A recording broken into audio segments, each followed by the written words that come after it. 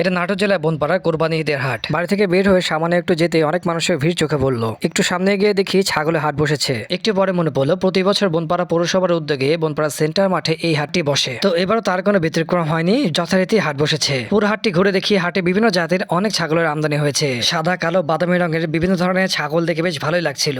আশেপাশে বিভিন্ন এলাকা থেকে অনেকে ছাগল নিয়ে এই হাটে এসেছেন। এমনকি আমার পাড়া থেকেও দেখেছি অনেকে ছাগল নিয়ে এই হাটে আসার জন্য। প্রত্যেক বছরই কোরবানি ঈদের ঠিক আগে এই হাটে ক্রেতা বিক্রেতার এক বিশাল মেলা বসে। আপনি যদি দাম দর করে সঠিকভাবে ছাগল কিনতে পারেন তাহলে কিন্তু এই হাট থেকে আপনি বেশ কম মূল্যে ছাগল ক্রয় করতে পারবেন। অনেকে তো বেশ বড় আকৃতির জোড়া জোড়া ছাগল নিয়ে এসেছেন। বনপাড়া হাট নাটোর জেলার একটি অন্যতম বড় হাট। শনিবার এবং মঙ্গলবার সপ্তাহে এই 2 দিন এই হাট বসে। স্থানীয় লোকজনের পাশাপাশি অনেক দূর দূরান্তের ক্রেতারাও এই হাটে ভিড় জমায়, কারণ এই হাটের পণ্য সারা বাংলাদেশে ছড়িয়ে পড়েছে। আর কুরবানি ঈদের আগে ছাগলের হাট বসবে না, এটাকে হতে পারে? হাটটি ঘুরে আমার বেশ ভালোই লাগলো। আপনাদের কাছে কুরবানি ঈদের হাট ঘুরতে কেমন লাগলে অবশ্যই কমেন্ট বক্সে কমেন্ট করে জানাবেন। নেক্সট ভিডিওতে আবার দেখা হবে। সে পর্যন্ত সবাইকে বিদায়।